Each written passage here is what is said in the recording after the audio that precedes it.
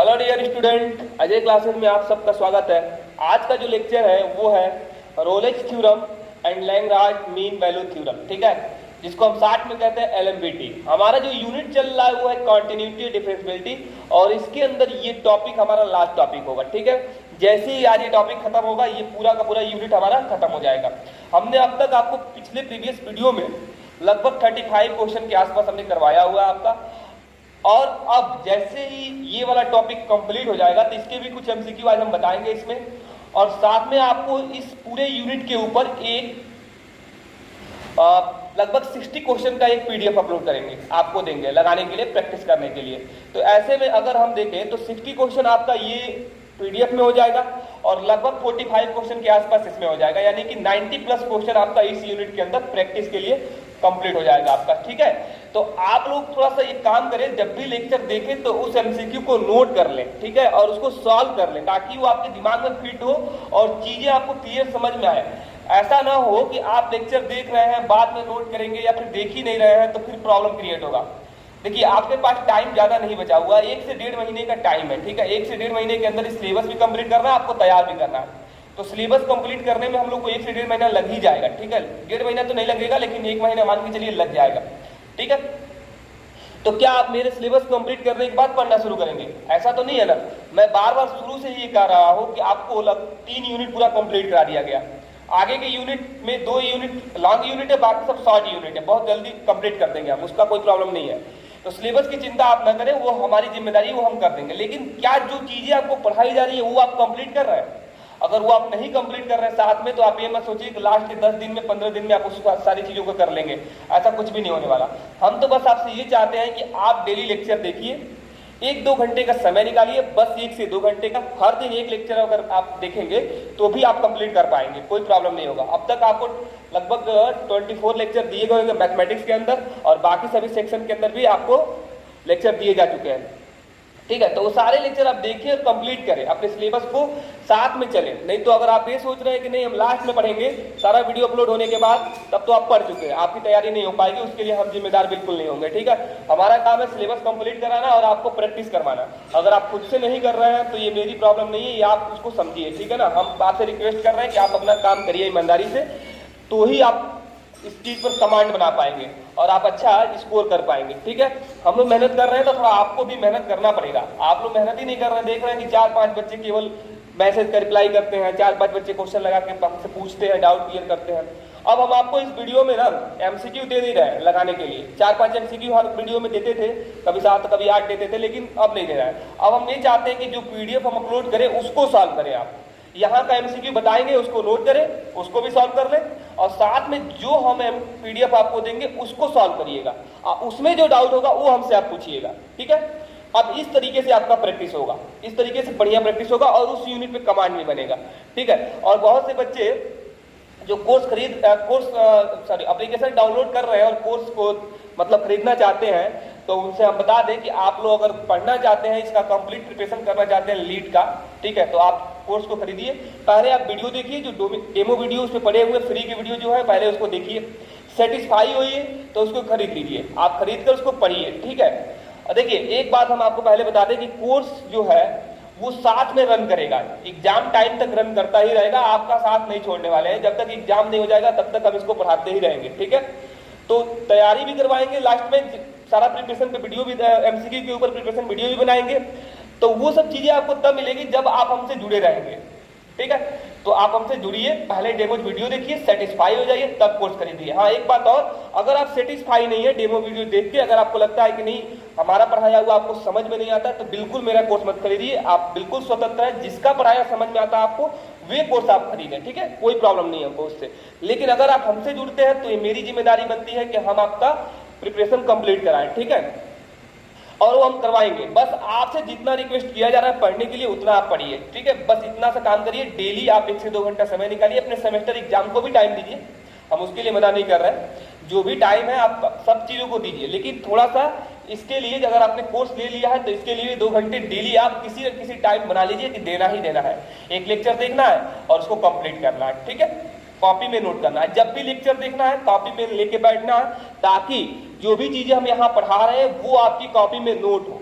देखिए सबसे अच्छी बात क्या है कि आप चीजों को देख रहे हो, सुन रहे हो, समझ रहे हो, और अगर साथ में आपने लिख भी लिया तो वो आपके दिमाग में फिट हो जाएगा थोड़े लंबे टाइम के लिए, ठीक है ना। अगर आप वीडियो देख के सिर्फ देख के छोड़ दोगे तो वो आपके दिमाग में फिट नहीं होने वाला है, वो कुछ दिन के बाद भूल जाएगा। लेकिन देखने के साथ, सुनने के साथ, समझने के साथ अगर आप उसको रिटेन में भी लिख लेते हो तो वो बहुत ही बेनिफिट की चीज है आपके लिए। आप यकीन मानिए आपका धीरे धीरे कमांड बन जाएगा उस यूनिट पे, उस लेसन पे, उस टॉपिक पे, ठीक है। छोटी सी बात थी, आप लोगों से कहना जरूरी था, आप लोग काम करिए, ठीक है। तो चलिए हम आज का टॉपिक शुरू करते हैं। देखिए रोलेज थ्योरम को रोज थ्योरम भी कहते हैं, ठीक है ना। देखिए रोलेज मैथमेटिशियन है जिन्होंने एक थ्योरम दिया है, तो वो इस थ्योरम के अकॉर्डिंग क्या कह रहे हैं उस बात को थोड़ा हम लोग समझते हैं। वो कहते हैं कि अगर कोई फंक्शन क्लोज इंटरवल में कॉन्टिन्यूअस है और ओपन इंटरवल में डिफरेंशिएबल है, इस दोनों वैल्यू पर फंक्शन की वैल्यू इक्वल है, ए और बी के लिए फंक्शन की वैल्यू क्या है, इक्वल है, then there exist at least one value c belong to a comma b such that f dash C equal to 0। आइए इस बात का मतलब समझाते हैं कि वो क्या कहना चाहते हैं। वो ये कह रहे हैं कि अगर कोई कर्व इस तरीके से है कि यहाँ पर फंक्शन की वैल्यू और यहाँ पर फंक्शन की वैल्यू दोनों इक्वल है, मतलब यहाँ एफ ऑफ ए है और इसी के इक्वल क्या है, एफ ऑफ बी है, और ये फंक्शन कैसा है, इस इंटरवल में डिफरेंशिएबल भी और कॉन्टिन्यूअस भी है। पहले तो इस इंटरवल में कॉन्टिन्यूअस है और इससे जस्ट थोड़ा सा बाद और थोड़ा सा पहले यानी कि क्लोज ओपन इंटरवल में डिफरेंशिएबल है। देखिए कॉन्टिन्यूअस का मतलब है कि ब्रेक, ये ग्राफ कहीं भी ब्रेक नहीं हुआ है, और डिफरेंशिएबल का मतलब यह है कि यहाँ कहीं शार्प कॉर्नर नहीं है। तो अगर यहाँ तीनों केस बने कि कोई फंक्शन क्लोज इंटरवल में कॉन्टिन्यूअस हो, ओपन इंटरवल में डिफरेंशिएबल हो और फंक्शन की वैल्यू ए और बी पर इक्वल हो, तब इस इंटरवल के अंदर एक पॉइंट ऐसा होगा, ये कौन कह रहा है, रोज थ्योरम कह रहा है कि एक पॉइंट ऐसा होगा जिस पर अगर इस फंक्शन के ऊपर कोई टेंजेंट ड्रा करे उस पॉइंट पर, तो वहां पर उस टेंजेंट का स्लोप जो आएगा वो 0 आएगा। ये कौन कह रहा है, ये कह रहा है रोज थ्योरम। क्या कह रहा है कि क्लोज इंटरवल में अगर कोई फंक्शन कॉन्टिन्यूअस है, ओपन में क्या है, डिफरेंशिएबल है और फंक्शन की वैल्यू इक्वल है, तो इस दोनों वैल्यू के बीच में कोई ना कोई एक ऐसी वैल्यू होगी जिस पर अगर हम उस कर्व पर कोई ना कोई एक वैल्यू होनी ही चाहिए, उस कर्व पर टेंजेंट ड्रा करें तो उस टेंजेंट का स्लोप क्या आएगा, वहां पर 0 आएगा। यही है आपका रोज थ्योरम, ठीक है। अच्छा सर ये बताइए कि इसके अंदर केवल एक ही पॉइंट ऐसा हो सकता है? नहीं, एक से ज्यादा पॉइंट भी हो सकते हैं। मतलब क्या है कहने का मतलब ये है कि हो सकता है कि कर्व ऐसे शुरू हुआ हो, इस तरह से बन रहा हो, तो आप देखो यहाँ पर भी फंक्शन की वैल्यू और यहाँ पर भी फंक्शन की वैल्यू दोनों इक्वल है, ये दोनों इक्वल है, ठीक है।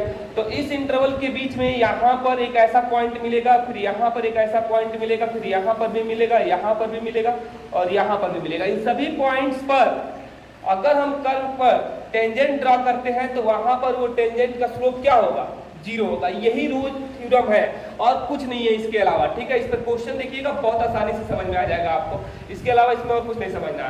तो LMVT क्या कहता है, LMVT थ्योरम क्या है, देखिए ये कहते हैं कि अगर फंक्शन कॉन्टिन्यूअस है, डिफरेंशिएबल है तो ठीक है, मतलब कॉन्टिन्यूअस होना चाहिए, डिफरेंशिएबल होना चाहिए, बट अगर ये इक्वल नहीं भी है तो भी कोई बात नहीं है। आप मेरा थ्योरम लगाइए, मेरा का मतलब ये थ्योरम लगाइए, LMVT वाला थ्योरम लगाइए, तो इसमें आपको एक कंडीशन आपको कम अप्लाई करना पड़ेगा। हर फंक्शन में तो ऐसा होगा नहीं कि फंक्शन ए और बी के लिए बराबर वैल्यू दे, हो सकता है अलग अलग वैल्यू दे। तो जब अलग अलग वैल्यू देगा तब इस केस में क्या होगा, तो उसको समझते हैं भाई ज्योमेट्रिकली। सपोज कि हमारे पास एक ऐसा फंक्शन है जो इस तरीके का है, ऐसा है, मतलब यहाँ पर फंक्शन की वैल्यू एफ ऑफ ए है, बट यहाँ पर फंक्शन की वैल्यू एफ ऑफ बी है, ठीक है, एफ ऑफ बी है। तो जाहिर सी बात है f of a not equal to क्या है, एफ ऑफ बी, यानी दोनों आपस में इक्वल तो नहीं है। लेकिन क्या ये फंक्शन कॉन्टिन्यूअस है, तो कॉन्टिन्यूअस तो है, कहीं ब्रेक नहीं हुआ है। और क्या ये डिफरेंशिएबल है, डिफरेंशिएबल भी है, कहीं भी शार्प कॉर्नर नहीं है। यहाँ पर शार्प कॉर्नर का मतलब ऐसा नहीं होना चाहिए, यहाँ पे कॉर्नर नहीं मिलना चाहिए, तो फंक्शन इस पॉइंट पे डिफरेंशिएबल नहीं होता। ये बात हम पहले भी समझाए हैं आप लोगों को, ठीक है। तो चलिए यहाँ पे एक बात तो समझ में आ गया कि f of a f of b के इक्वल नहीं है। तो रोज LMVT थ्योरम क्या होता है समझिएगा, then there exist at least one value c belong to a comma b such that f dash c equal to f of b minus f of a upon b minus a।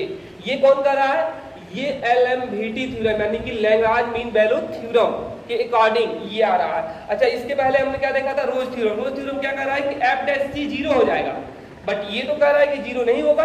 कब? किस case में? उस case में अगर आप f of a और f of b equal नहीं लेते हैं। आप इक्वल ले लोगे तो ये वापस क्या बन जाएगा? यहाँ पे आप दोनों को इक्वल ले तो वापस क्या बन जाएगा? रोज थ्योरम बन जाएगा। अब सवाल ये होता है सर कि ये क्या बात है, मतलब ये कहना क्या चाहते हैं? ये कहना ये चाहते हैं कि अगर आप इस इंटरवल के बीच में इस कर्व पर, यहाँ आप पॉइंट ए ले लो, यहाँ आप पॉइंट बी ले लो, इसको मिला दो, इस दोनों लाइन को, इन दोनों पॉइंट्स को मिला दो, और वो ये कहना चाहते हैं कि इस कर्व पर अगर आप कोई भी पॉइंट ले लो, कोई भी पॉइंट, और उस पर आप एक टेंजेंट ड्रा करो और उसका स्लोप निकालो इस पॉइंट पर, तो वहां पर, यहाँ पर इस जो टेंजेंट है वो क्या होगा? f डैश c होगा। f डैश क्या होगा? c होगा। c वाले पॉइंट पर f डैश c होगा।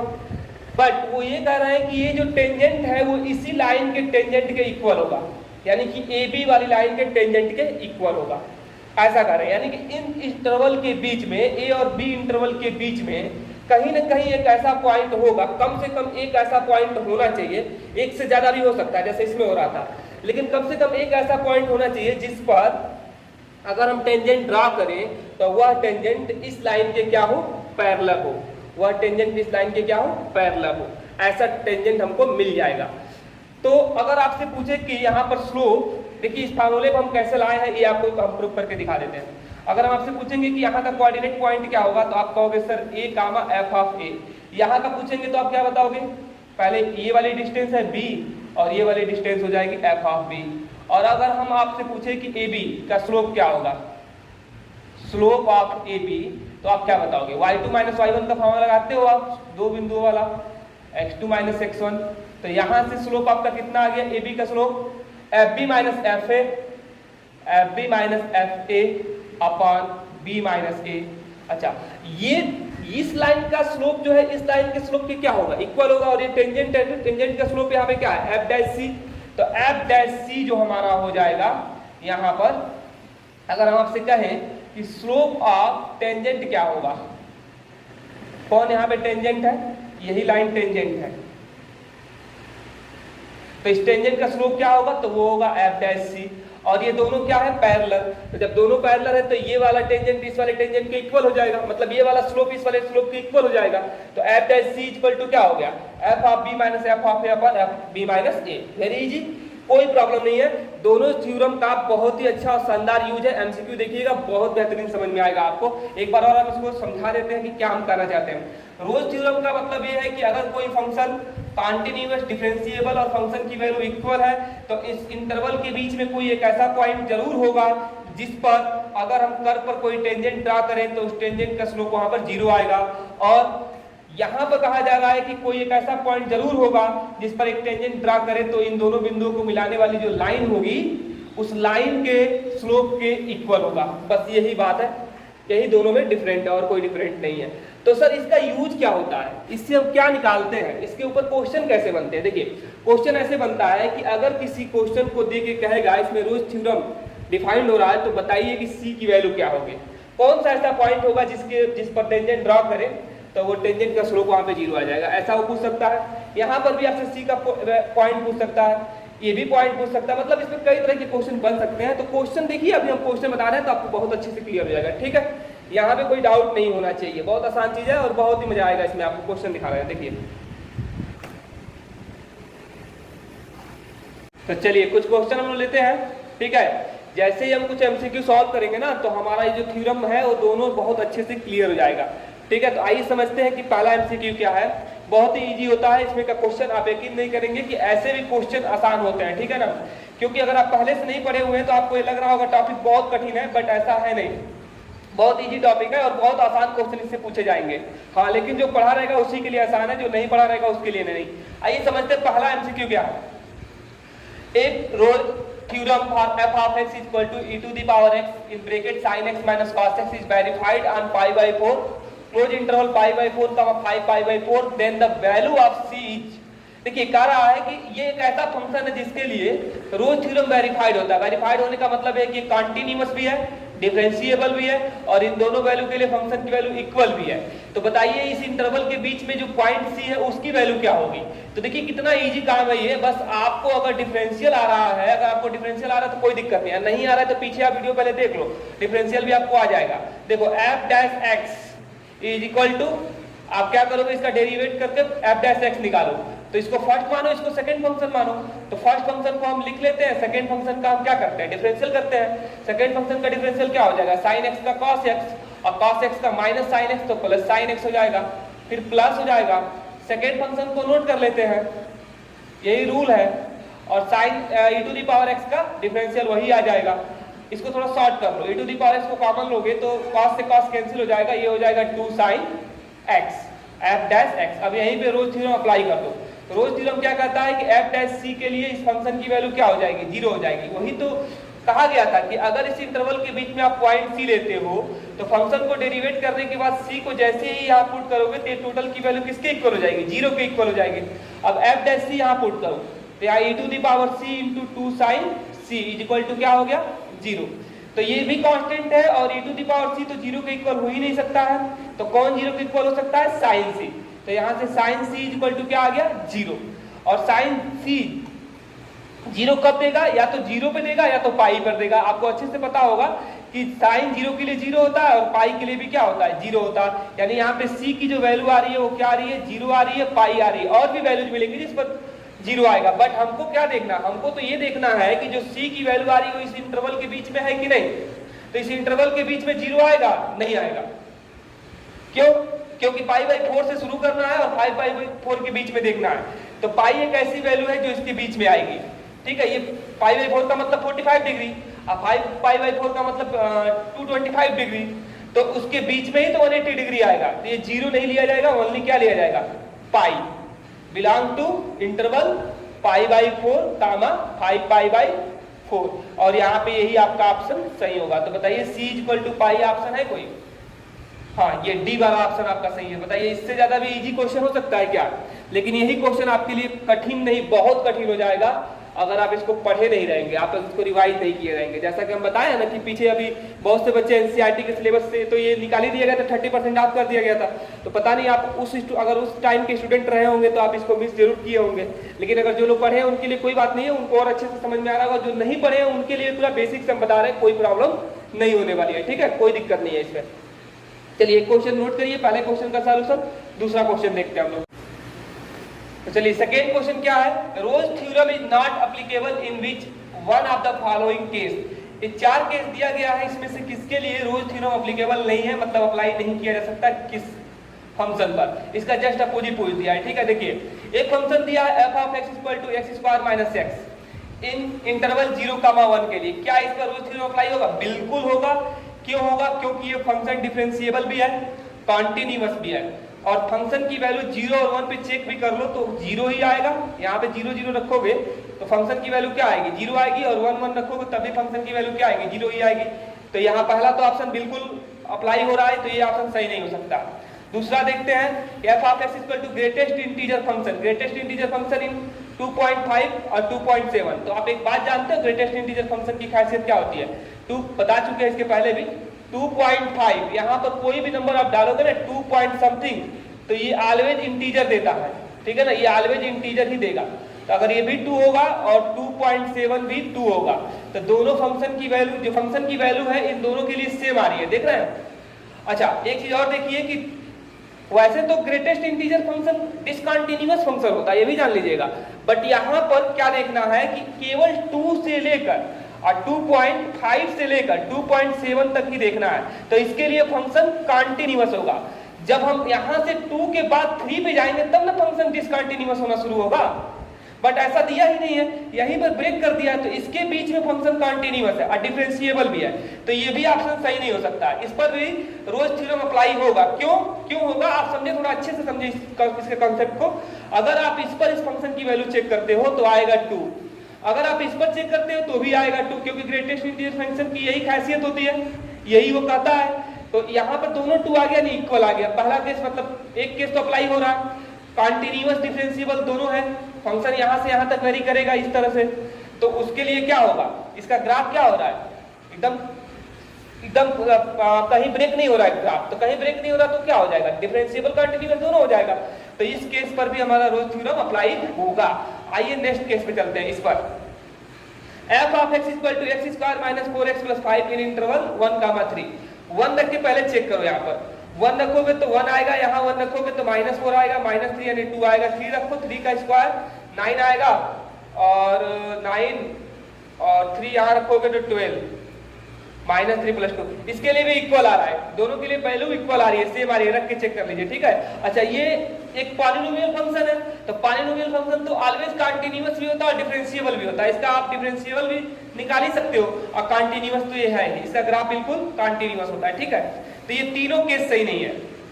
हमसे ये पूछा गया था कि रोल्स थ्योरम किसके लिए एप्लीकेबल नहीं है, किस केस में, मॉडुलस फंक्शन। मॉडुलस फंक्शन का ग्राफ अगर आपको याद हो तो आपने मॉडुलस फंक्शन का ग्राफ कैसा बनाया था, इस तरीके का।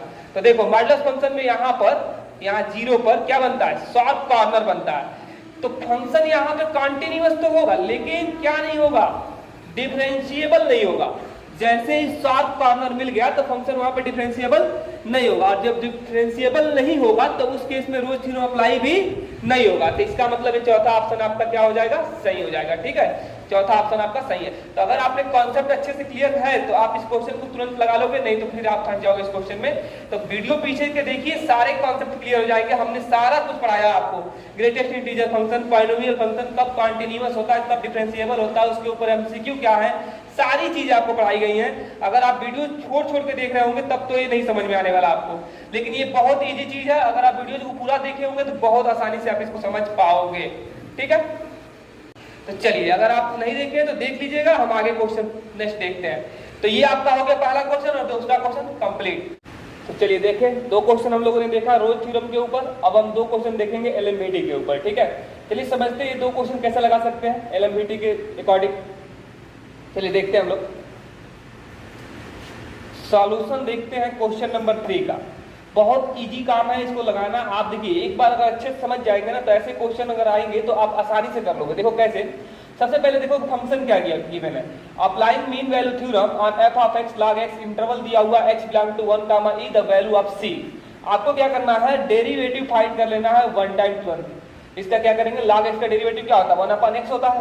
इसके बाद by L M V T, यहाँ पर हम ये थ्योरम अप्लाई करेंगे। थ्योरम क्या है, थ्योरम है F dash C equal to F B minus F A upon B minus A, यही थ्योरम है, बी माइनस ए। अच्छा एक बात बताइए, यहाँ पर b का मतलब क्या है, b का मतलब तो e है, और a का मतलब क्या है, a का मतलब 1 है। तो क्या हम यहाँ पर इसको रख सकते हैं, बिल्कुल। तो एफ डैश सी हमारा कितना हो जाएगा, यहाँ पे अगर आप c पुट करोगे तो 1/c is equal to F b, f b का मतलब e, यानी कि f of e minus f of 1 upon b minus 1 यानी e माइनस 1, ठीक है।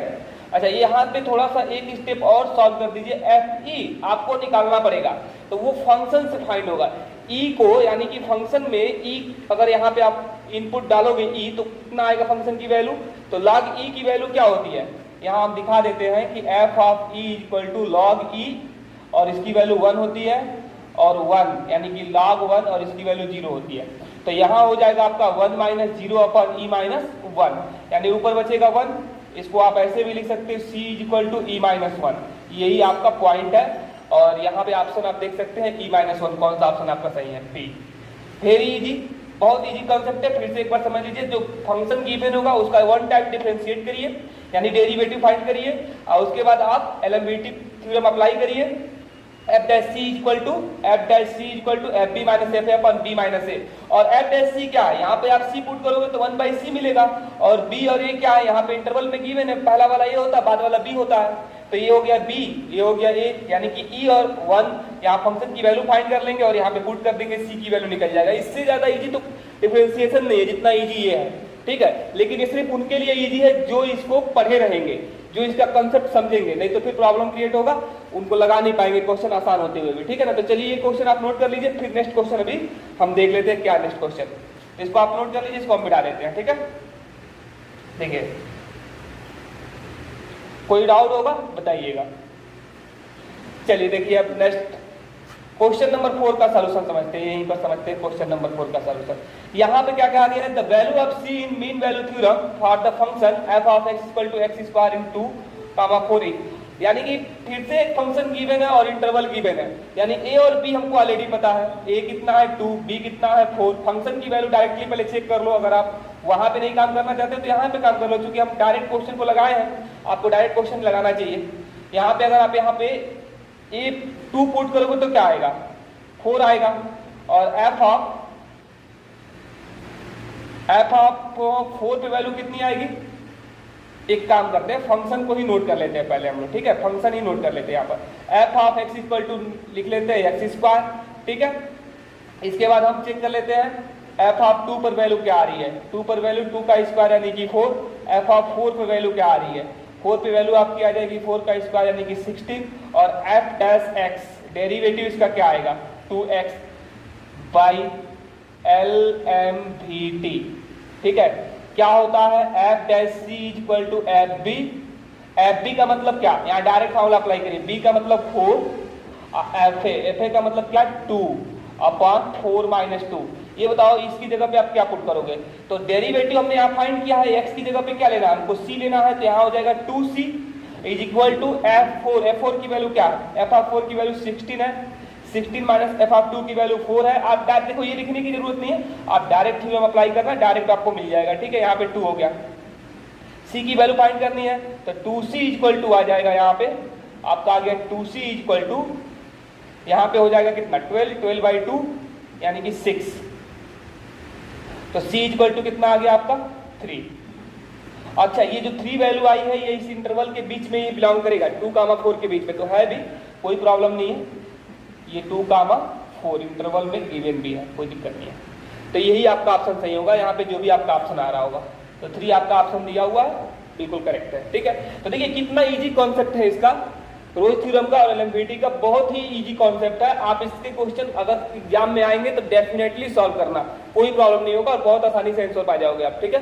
तो इसको आप नोट कर लो, कुछ और क्वेश्चन भी आपको हम बता देते हैं, देख लीजिए।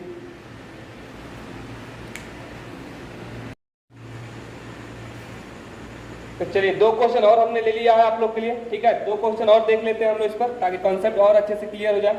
तो चलिए समझते हैं कि इस क्वेश्चन में क्या कहा गया है। क्वेश्चन नंबर 5 में, in which of the following function Rolle's theorem is applicable, पूछा है कि 4 फंक्शन जो गिवन है, इस कौन सा ऐसा फंक्शन होगा जिसमें रोज थ्योरम अप्लाई होगा। इसके पहले पूछा गया था एक क्वेश्चन में कि अप्लाई नहीं होगा, यानी कि इस सभी फंक्शन में से कौन सा ऐसा फंक्शन है जिसके लिए रोज थ्योरम अप्लीकेबल है, आप लगा सकते हो। तो देखो ये मॉडुलस फंक्शन तो हम जानते ही हैं कि मॉडुलस फंक्शन अगर -2 से 2 के बीच में देखोगे आप, तो -2 से 2 के बीच में 1.0 मिलता है, जहां पर इसका शार्प कॉर्नर मिलता है, यानी ये फंक्शन यहाँ पे डिफरेंशिएबल नहीं होगा। तो फंक्शन डिफरेंशिएबल नहीं होगा तो रोज थ्योरम एप्लीकेबल नहीं होगा, क्योंकि रोज थ्योरम को एप्लीकेबल होने के लिए डिफरेंशिएबल, कॉन्टिन्यूअस और इन दोनों पॉइंट पर फंक्शन की वैल्यू इक्वल होनी चाहिए।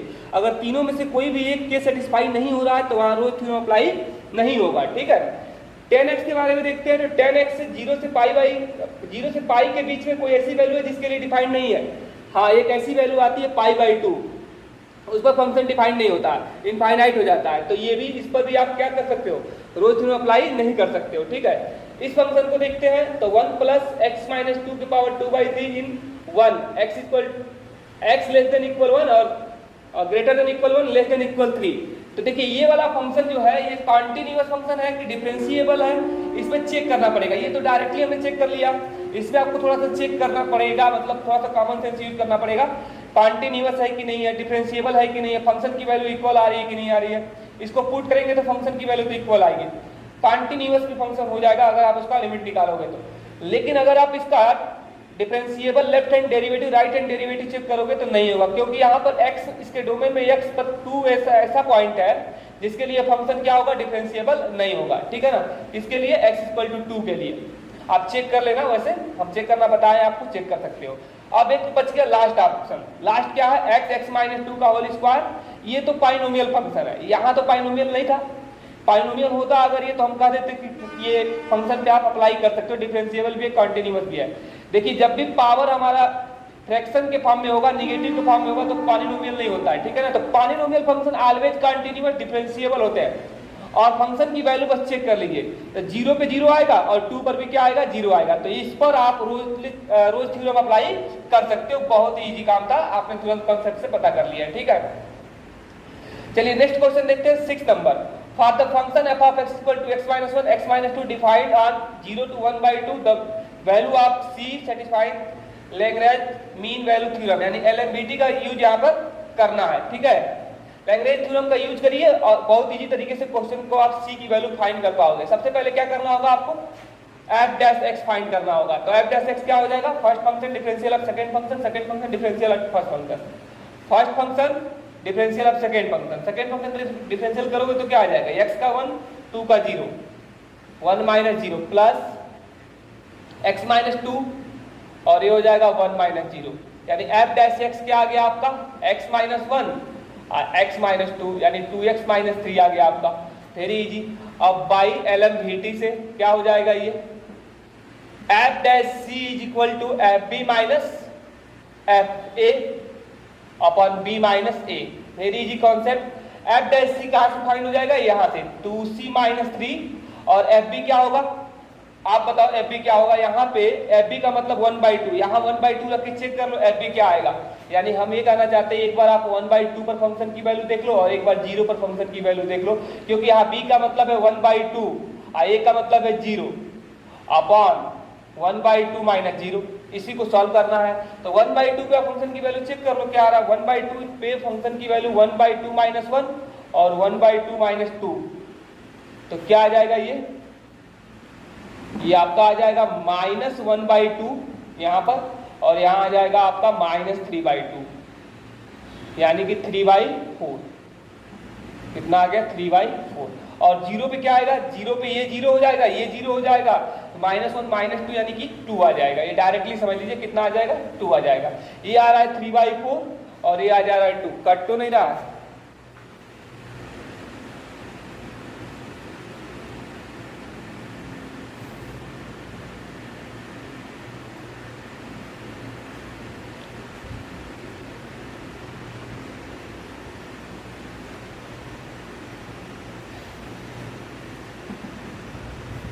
चलिए 6 नंबर क्वेश्चन अब देखते हैं हम लोग। For the function f of x equal to x minus 1 x minus 2 defined on 0, 1/2 the value of c satisfying Lagrange mean value theorem यानी LMVT का यूज करिए और c की वैल्यू फाइंड कीजिए। यहाँ पे कहा गया ऑलरेडी है इसके लिए सेटिस्फाई है, ठीक है ना। Very easy concept, very easy काम। देखिए बहुत आसान है ये। सबसे पहले आप f ऑफ x देखिए क्या दिया हुआ आपका, सॉल्यूशन नंबर 6। इसको मल्टीप्लाई करके लिख लो। मल्टीप्लाई करोगे तो x square minus 2x minus x minus 3 plus 2, तो f डैश x क्या आ जाएगा आपका, 2x माइनस 3, ठीक है, और ये 0 हो जाएगा। इसके बाद आप f डैश c फाइंड कर सकते हो, चाहे आप एक बार पहले f ऑफ 1/2 फाइंड कर लो। इस पर वैल्यू चेक कर लो कितना आ रहा है, 1/2। 1/2 पर चलो हम डायरेक्ट सॉल्व करेंगे बाई LMVT यूज करो। f dash c is equal to F b, f b का मतलब 1/2, यहाँ पे देखो b का मतलब क्या 1/2 माइनस एफ ए का मतलब 0 और 1/2 माइनस 0, तो क्या आ गया आपका f dash c। f dash c तो हमारा यहाँ पे मिल गया 2c माइनस 3 और f 1/2 आप यहाँ से डायरेक्ट फाइंड कर लो ना। 1/2 का मतलब 1/4 हो जाएगा। कितना हो जाएगा, 1/4 माइनस 3 इंटू 3/2 प्लस 2, एलसीएम हो जाएगा 4। इसका एलसीएम क्या हो जाएगा, 4 माइनस 6 1 8, कितना आ गया आपका, यहाँ पे 2 बचेगा 3/4, ये आपका 3/4 आ रहा है। सॉल्व करके देख लेना आप कितना आ रहा है, 3/4 आ रहा है। और माइनस एफ ऑफ 0 पर ये भी 0 ये भी 0, 2 आ गया और 1/2 हो गया। तो ये हो गया 2c माइनस 3 और इसका क्रॉस मल्टीप्लाई कर दोगे तो 8 हो जाएगा, माइनस 5/4, तो माइनस 5/4 इंटू 2/1, तो ये आ गया 2c माइनस 3। इसको काट दोगे तो माइनस 5/2, इसका क्रॉस मल्टीप्लाई कर दो तो ये आ जाएगा आपका 4c minus 6 equal to minus 5। इसको इधर भेज दो तो c इज इक्वल टू आपका 1/4, c इक्वल टू 1/4। पता नहीं कोई ऑप्शन है भी कि नहीं, हाँ ऑप्शन डी तो दिख रहा है 1/4, पर पता नहीं, कैलकुलेशन देख लीजिएगा, आप लोग चेक कर लीजिएगा, कोई दिक्कत नहीं है। आप समझ गए कॉन्सेप्ट कैसे यूज करना, कैसे क्वेश्चन लगाना। तो ये आपका 6 क्वेश्चन से हमने आपका रोज थ्योरम और एलएमबीटी का थ्योरम क्लियर कर दिया है, ठीक है ना, कोई प्रॉब्लम नहीं है इसमें, बहुत इजी कॉन्सेप्ट के क्वेश्चन होते हैं और क्वेश्चन को डायरेक्ट देख के आप क्वेश्चन को सॉल्व कर सकते हैं, कोई प्रॉब्लम ही नहीं होगा, ठीक है, बहुत इजी क्वेश्चन है। और इसी के साथ ये पूरा यूनिट आपका कॉन्टिन्यूटी एंड डिफरेंशिएबिलिटी का यूनिट हो गया है खत्म। नेक्स्ट यूनिट हम लोग का शुरू होगा इंटीग्रल का। इंटीग्रल एक लंबा यूनिट होगा, बस वही एक लंबा यूनिट है, उसके बाद सारे यूनिट छोटे छोटे हैं, बहुत जल्दी जल्दी 2-2, 3-3 लेक्चर में खत्म हो जाएंगे, ठीक है। इसमें 4 या 5 लेक्चर आपको दिया गया होगा, 5 लेक्चर में आपका पूरा यूनिट कंप्लीट हो गया, बहुत बड़े लेक्चर नहीं है, केवल 1-2 लेक्चर बड़े होंगे। तो आप इसको देखिए लेक्चर को और सारे क्वेश्चन नोट कर लीजिए, लगा लीजिए, जो भी डाउट हो हमसे पूछिएगा। आप मेरा नंबर नोट कर लीजिए,